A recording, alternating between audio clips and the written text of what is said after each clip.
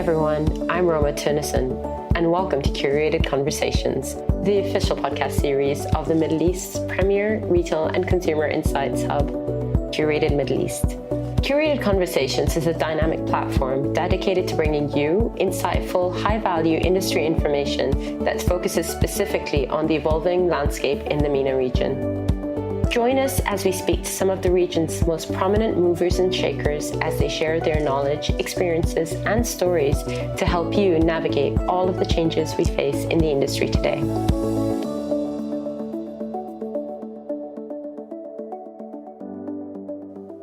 Hey everyone, welcome to this special edition of Curated Conversations. As we just crossed the halfway mark of the first season of our podcast series, we felt it was important to shake things up a little bit. Today's format is a little bit different to the interview format that you may have been accustomed to, and it will instead be a discussion between myself and Judy Daghestani, founder of Curated Middle East, talking about a topic that is on everyone's minds right now, freelancing. Judy, thank you for joining us again. Thank you. I'm so excited to talk to you again. I mean, it feels like yesterday we had our last discussion, but this is an interesting topic for sure. Yeah, can you imagine it's already been 3 months since we've launched? I mean, I can't even, so much has happened, I mean, in the world in general, but in personal life. And I think actually this topic could be really relevant to just how we've had to grow and been forced to grow in this time. I can't believe we're already here. It's basically fall, like summer didn't even exist. Just cancel that. So time is flying. Exactly. And just so everyone knows, in case you're wondering about the sound quality a little bit, I'm in Dubai right now and Judy's in LA. How's it going in LA? I love it. I don't know how I'm coming back. No, I'm just kidding. I do obviously miss Dubai, but it's really nice to come back to, where I was born and raised, grew up, see some of my best friends, some family, check up on some things, and just get a mental clarity. And we are in a COVID safe environment because where I am from in California is a little bit more on the toned down side. We're in the suburbs. So it's nice just to get outside a little bit and do some work from here. A quick getaway, basically. And what's the sentiment like there? Is it like Dubai or is it different? It's funny. It's interesting to experience firsthand how throughout the world everyone's going through the wave differently. So actually, when we in Dubai, immediately when COVID kind of launched, I feel like we all just took the major precautions, had the major lockdown. In the US, as you saw, every state, every county has different protocols, which is hard to follow. So coming to California, I felt like now all of the protocols have been in place. It's very safe in cafes. There's all the stickers to kind of remain spaced out from other people. You feel like, wow, people are taking it seriously. Masks are everywhere. It took longer for them to reach that point here, but now I actually do feel safe versus, everywhere in the world. I think they're just going up and down in terms of seeing how this virus keeps contracting and spreading. It's hard to really say. But for now, California feels good. Yeah, I mean, this whole virus has changed literally everything. No one expected it would last this long. And here we are approaching October and, it's still rampant and we don't know how long it's going to go on for. And I'm so glad to have you on today for the reason that you launched Curated Middle East just at the start of this year, pretty much when COVID hit. A few months later, we launched Curated Conversations. Both entities are born out of COVID almost. How do you think it's been going so far? Honestly, I think it's been an interesting situation where COVID, as horrible as it's been, the only silver lining is that we have been forced as a population globally to really rely on virtual consumption, whether that's information or actually buying products, services, whatever you want, conversing with friends virtually. You can't even hug your friends anymore. So to be honest, the information that we wanted to put out has always been probably better suited for a virtual platform. But I think we had the positive note where people were home right when COVID started, right? So when we launched our first newsletter early March, actually people were home reading more often, which helped our viewership rate. So we try to leverage that as much as possible in pushing out content every day on social media, going out on, hard on outreach. And then honestly, the only logical step forward is partnering with you on the podcast, because we realized, both you and I, right, when we first talked, is okay, COVID is happening now, but maybe in the future it's not forever where everyone's home all the time. So let's put out something now that people can consume info on the go. And this can actually be more versatile for whatever life throws at us next year. But I think honestly, so far, the combination go hand in hand of both reading written content and as well consuming it on the go in the car or on a walk, whatever you have, you will. So I'm happy with how things have progressed in this situation. And it's a very tough time, obviously. Definitely. And so we are here today to talk about freelancing. I think that's a topic that you and I are both very, very close to. So I'm personally very excited to be talking about it with you. I went freelance in officially full time in about May 2020. Oh my God, I keep saying 2019. And you went full-time freelance about a year before me. So I think we both have different experiences. We're different people. We're in different kind of sectors within retail. And how's it going for you? How has your journey been? Do you think COVID's changed things for you? Yeah, I think I had it in my head after my corporate, work experiences, which I've learned so much from, because I truly believe, in addition to education, honestly, hands-on on the job working is just the way to learn everything. Everything from successes to learnings to what could have been done better. How can you apply that to different brands one day, whether it's, you were working client side and wanted to shift agency, or take client side experience like myself and try to support smaller brands that need development support. But really, so for me, like a quick background is I actually finished my Master's of Science and Marketing at USC in Los Angeles at the business school. And so from there, we really studied what market research is. That showed me what is the beauty within consumer psychology. So studying how they shop, and really that psychology so much applies to everyday business life, business world. So when you look at how a consumer shops, you can better, tweak your pricing strategy, your marketing strategy, your R&D, whatever you'd like, in terms of how can you better cater to that target to increase your chances of actually selling rather than just building awareness.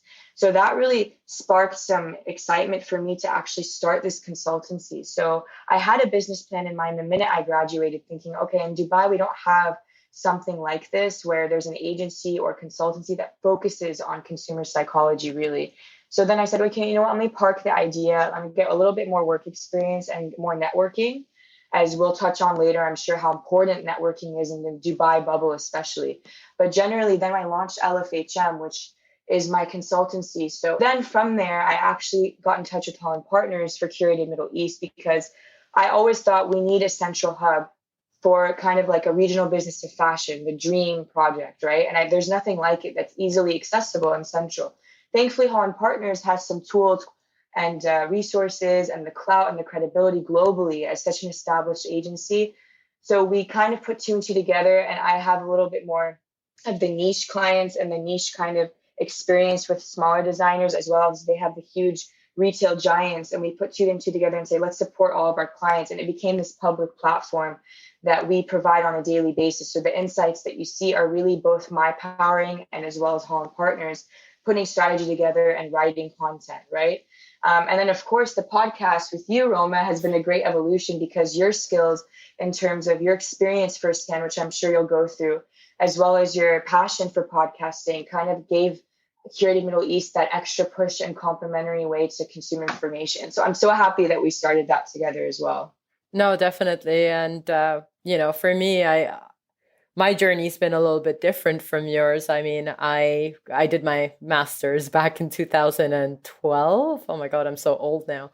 Um, but I went from working at Altair, at Harvey Nichols, at Virgin, and then I had health issues, like I had a stroke. And I think that really shifted my perspective quite a bit. And then I came back, worked for an agency at Z7. And I think it was during that time that I realized how much I was pushing myself. Like it wasn't working for me, health-wise either. And I don't know, I just wanted to do more. I mean, I enjoyed PR and communications, but I think I wanted the freedom to explore different arenas of my, being creative and strategic at the same time. And copywriting was something that I'd been doing on and off for 4 years before I decided to really delve into it full time and commit to it. And it's been an interesting journey. I mean, you were so planned about it. I just decided, you know what? Like now, it's now or never, and I just did it. And I never created a business plan. That's something I know that you did. So for me, it was I just went for it, built a website, figured out the services I was going to offer. I obviously already had an idea since I'd been doing it on and off for 4 years. I had a network because I worked in PR for 7 years in Dubai, and really just decided it was time to launch. It was COVID, but I feel like it's been a very interesting journey. I wouldn't change it at all. However, I have had to go back now that I'm taking my business to the next level to create a business plan. And I felt it was really useful for me to have an idea of exactly where I wanted to take my business before creating one. I know you did it differently. What was it like for you creating your business plan, and have you tweaked it since you launched? Definitely. So basically, I think I looked at it two ways. I thought if I was in the brand's footsteps, what would I as a brand look for in a freelancer? Why would I hire a freelancer versus have an in-house team, let's say in marketing research, consumer insights? Why would I need to go external for that? But actually, it's important to think about how, especially with COVID, brands are looking to hire, outside. So when I came up with my business plan, I thought, okay, let me do what I'm passionate about. Let me talk about qualitative and quantitative tools and everything. Let me have a framework about how LFHM conducts research and makes a business plan with the brand. But then I tweaked it as time went on because I realized maybe I have a passion in something, but if I want to be successful, I need to actually reflect what the market's asking of. Let me reflect what my clients will actually need. So the brands I'm actually being hired by, maybe, they like market research, sure, but maybe they need help in another aspect within marketing more than I had planned for. So the tip that I would have for freelancers and consultants is always being nimble and being ready to shift immediately, because whatever I'm passionate about might not actually be the number one need in the region, but that could differ everywhere, right? And the other Definitely. way to look at it is, brands, especially hopefully brands, executives, CEOs, CPOs, even entrepreneurs or founders, designers listening to this podcast have to realize that millennials, people in their 20s and 30s, as per Deloitte, I read an article recently. The average tenure of a millennial in a workplace is two years. That's not very long compared to the baby boomers before them. But then when you think about it, these brands and designers looking to hire even younger, just out of college, especially in COVID, are going in with a mindset, as per the Deloitte article, that they're even coming in thinking I won't even last 2 years. I'm only going to go in for a year, get a little bit of experience and just bounce. And this is the change in generations, how they're coming into the workplace. So from a brand perspective, listening to this, I think it's important to think, these freelancers, maybe there's a different structure and format that we could hire them rather than having an in-house stable employee. But there are benefits because these, millennials and Gen Z that are doing the work are actually looking to keep changing and keep things interesting, right? So this is what my mindset was going in. Like, I'm going to create a business plan thinking the brands that are going to hire me, maybe that they like what I can offer, but I'm also willing to adapt based on their needs. So it was kind of a give and take. And I think that it's always evolving. I'm not a black and white kind of template when it comes to my contract, but you have to know what your passion is and what you're good at, and also what you're willing to learn more about so you could offer your best services. Definitely. I think our agility as freelancers is one of the biggest advantages we can offer.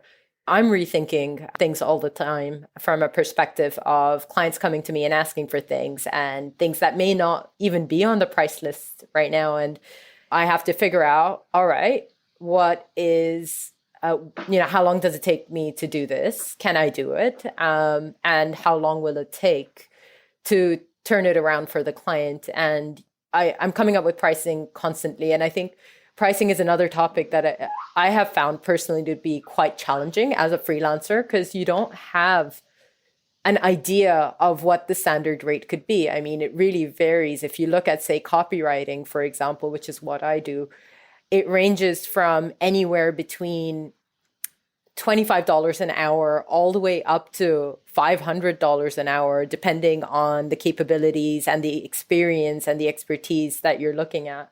So finding that right price point that worked for me was probably one of the hardest parts, I think, about freelancing. And how I did that was, obviously, I did a lot of research into it. And I think you'll agree, Judy, the best way to do it is to find something that works for you.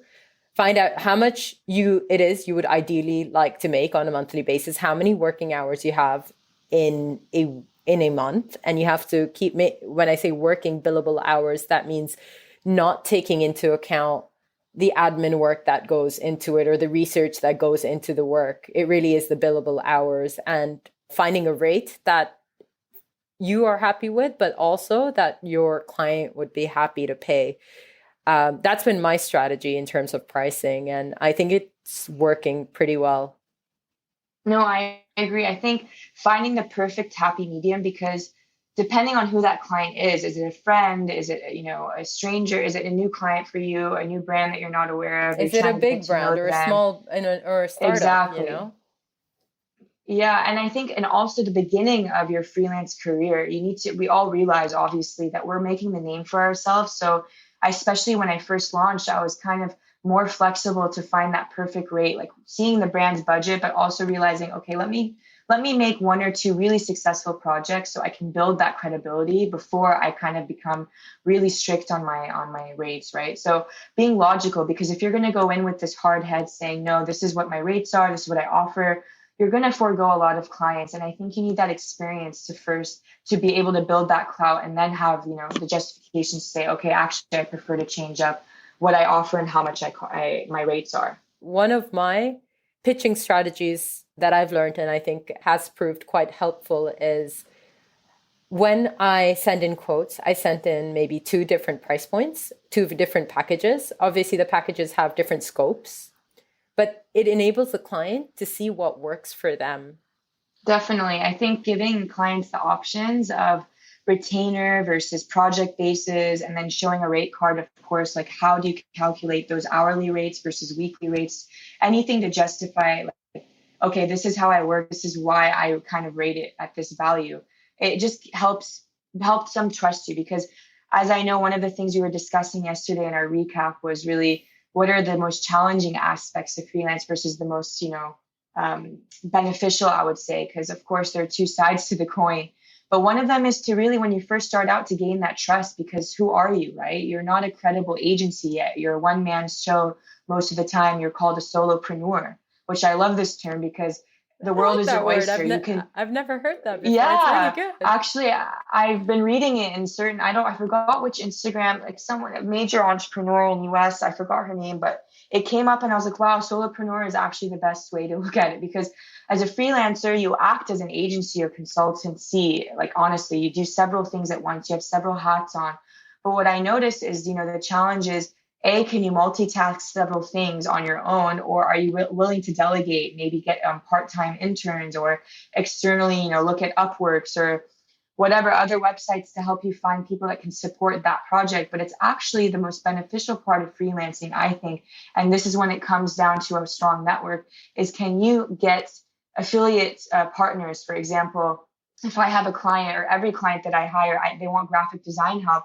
I'm personally not a graphic designer. Hands up, I have no idea how to use Adobe. Okay. So I'm going to go to my partner next door that I always trust and work with every project, because I know that they're timely, I can trust them, and they have great design skills. So then you know that basically you have your niche, and you can put all your resources and a skill set in what you're good at, and then have your partner and outsource that, and let the client decide if they're willing to work on with multiple people on the same project. But at least you know what you're good at, and you can get help when it's needed as well. I think you've really touched upon a very, very important topic over there, specialization and finding your niche. I think I cannot stress enough how important it is to really find what it is you do and what it is you don't do. I think there are multiple benefits to doing that. One is obviously collaborating, so that, say, for example, the work that I do, copywriting, is very specific. I do have a lot of PR knowledge. I can also do social media, manage accounts, but I turn those jobs down really to hone in on the skill that I can add the most value with. And also, it allows me to work through agencies and collaborate with more people, because there's no overlap between the services that I offer and that they offer, for example. And I'm not stepping on anyone's toes. And now people are really beginning to understand, hey, you know what, Roma's a copywriter. At the beginning, I had people coming to me, hey, you know what, do you want to manage, do you want to do the PR for this account? Do you want to do the social media for this account? And I kept kind of referring people instead for the jobs. And that in turn helped me build credibility and, you know, get people in my network who were like, hey, you know what, she sent work our way. Let's see if we can help her out. And they kept me in mind when the time came. So it really is about collaborating, looking out for one another and helping each other along the way. Because I feel like freelancers really band together in a really wonderful way, which I did not know happened until I entered this world. I think so. It's a big support system. And you touched on a really good point, Roma, where you figured out early on what is your niche and what are you good at? Because at the end of the day, I like to look at the Kareem model, for example. This is what we learned in B school, of course. So if you have, you know, a disruptor in the industry, like let's go with Kareem. I just want to talk about Kareem because obviously it's relevant to our region. But Kareem, for example, you start off as a ride sharing app. Your typical kind of the same, you know, similar to the Uber model where you have your app, you can book a ride and you know when it's coming, you can track it, and it's an amazingly convenient platform. But then, of course, with every platform, you kind of want to start evolving, right? So looking at what the market's requesting and what your competition is doing, how can we start expanding what our offerings are? So then obviously Kareem started doing the food delivery offering, as well as now Kareem Box, which I personally use all the time. Like shout out, honestly, I love it. But really that's required, you know, when you, with COVID, you look at the environment, I don't want to leave my house every second anymore to go and pick up things. So I'm sure, you know, Kareem was you know, with Kareem Box, sorry, basically, like, I don't know if everyone doesn't know it, I'll just explain it quickly. But yeah, you just have a delivery. If you want to pick up something, instead of you going and collecting it, you can actually put the address of the collection point and your delivery address and pay on the app and basically have it done for you. So you have basically your own driver to collect something.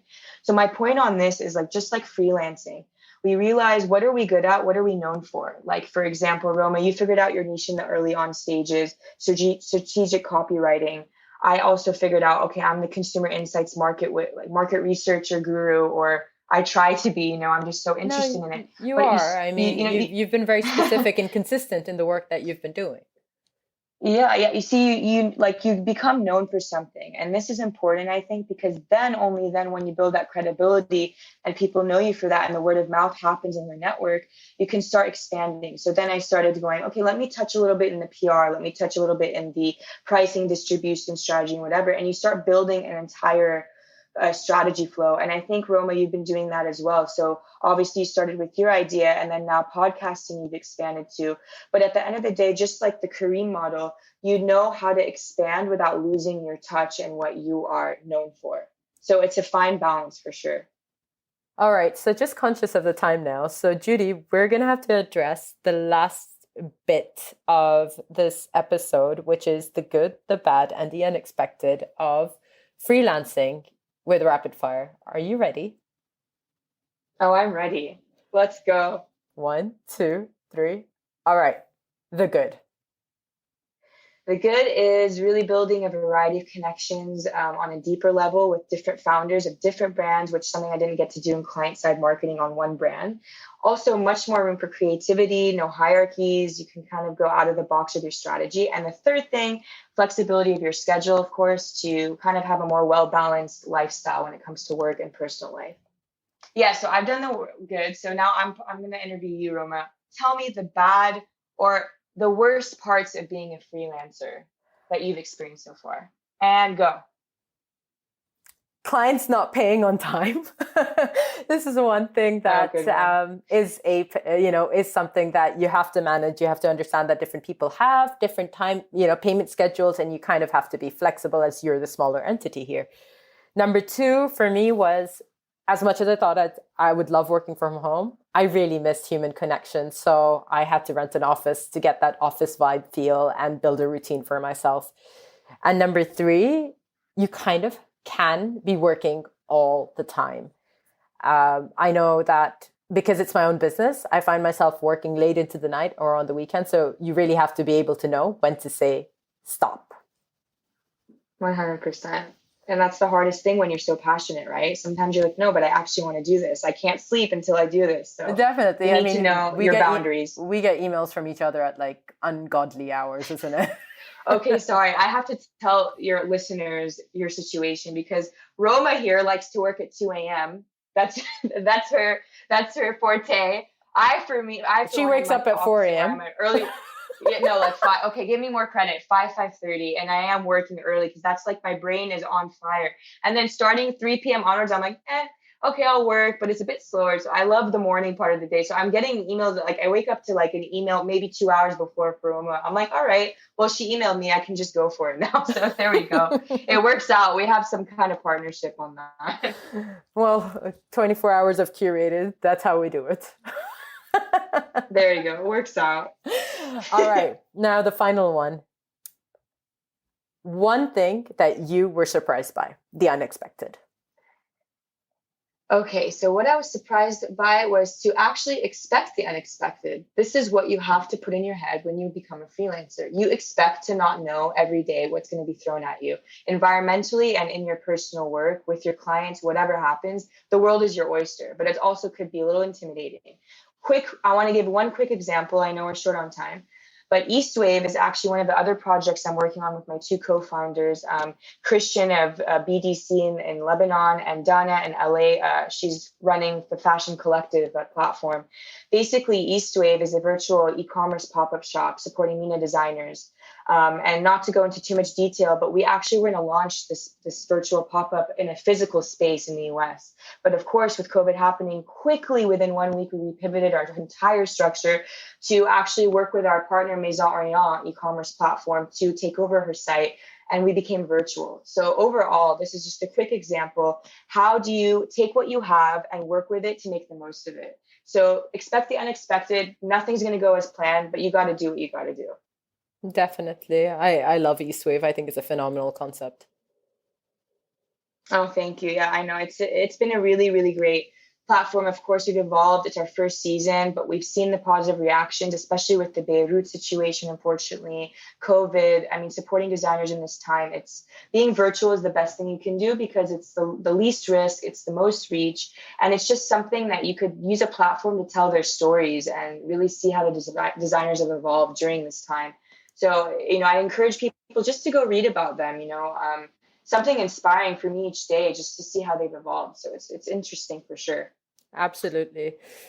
For me, I think the most unexpected was cash flow. I did, having always worked in a salaried job, you are accustomed to having X amount of money come into your account within the last week of each month, or maybe even the first few days of the following month, however, you get paid.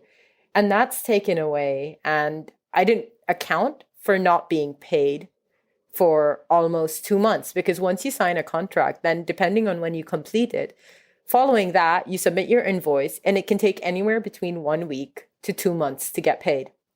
Now, that created a little bit of a cash flow issue for me. And I was quite surprised by it because, one, it was something I never had to think about.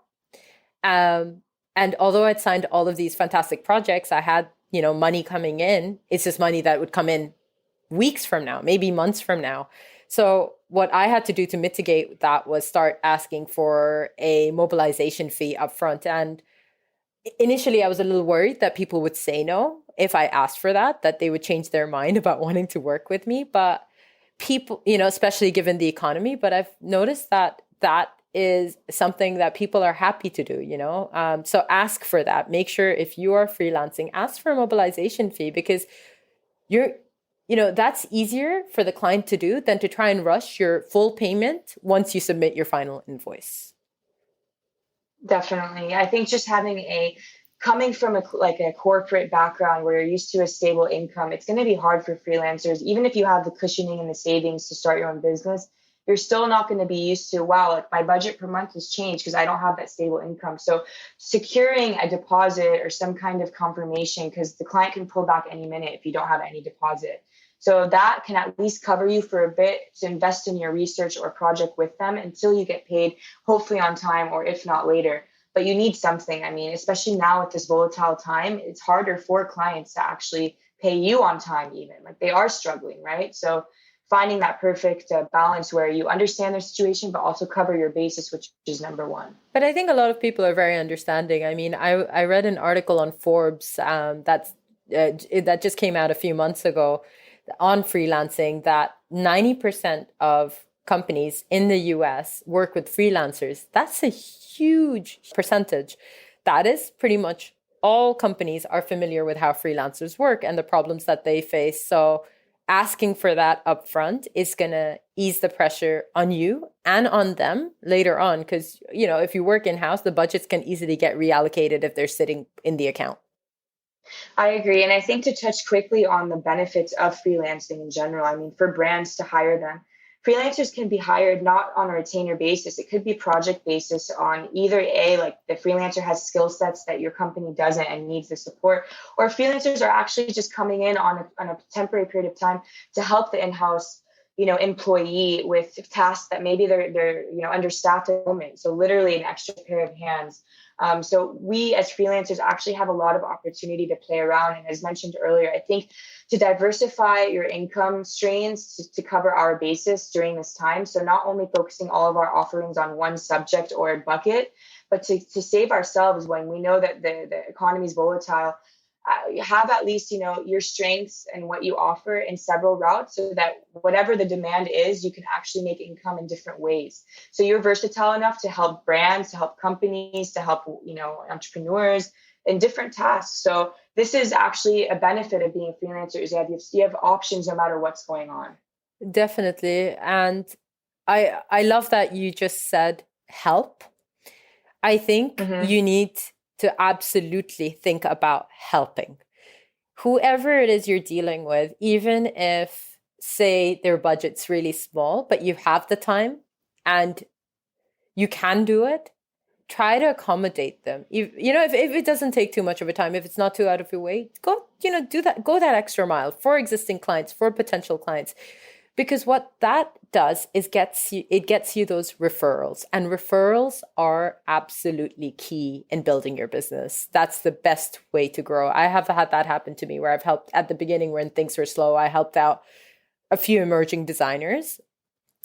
And because of that work, I was able to create a portfolio, but that I could show potential clients. But because of the work I did for them, they recommended me to bigger clients, to bigger companies, to people who were able to pay my full rate.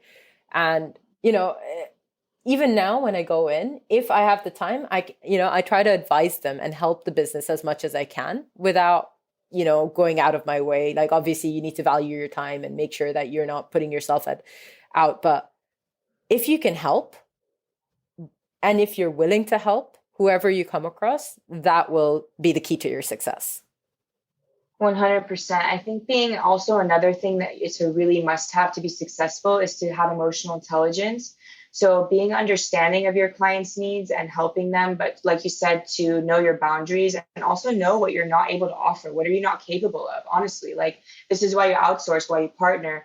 And the freelance world, especially if we look at Dubai, I'm just going to say from my experience, the network is important. And thankfully, when you keep in touch virtually or see these people in the industry once in a while, check in, this will be remembered. And like you said, really honest, true, genuine work will go a long way in the long run. I think people notice that. It's hard to find hardworking people, easy to work with and delivering on time. So those are like the biggest aspects. And my last kind of note before, we have to wrap up is quickly just my biggest advice looking for anyone going into freelance is to find a niche that hasn't been done before, which you could think to yourself, whoa, this is super hard. But actually, if you find something that hasn't been done properly or not before at all in the region, you will succeed if you have the right business plan or right partners and the right resources. Because honestly, going with a first mover disruptor mindset, the way that you've seen the Teslas, the Ubers, the Apples, they all started off as solopreneurs. They were one guy, one founder that developed a team over time. So if you find that niche, you will succeed because people want something new. And if you're in demand, you're going to get it. If you're going to just come in as a freelancer offering what your, Bob next door and Jack across the street can offer, then it's going to be harder for you to stand out. So I think doing the research ahead of time and taking that extra time is going to go a long way. Absolutely. Well, Judy, time's up. You and I can talk forever. Too bad. I know. I think that we'll let the people go, though. They have other things to do with their day. But we'll talk all about this. All right. Enjoy your time in California, and I will see you very soon. Thank you so much. Thanks for coming Thank on. you. Take care. Bye. Thanks. Bye. We hope you enjoyed today's episode, and if you did, please make sure you hit subscribe and leave us a comment below, as we would love to hear from you. Also, be sure to head over to www.curatednow.me and sign up for the official Curated Middle East newsletter. Thanks for listening.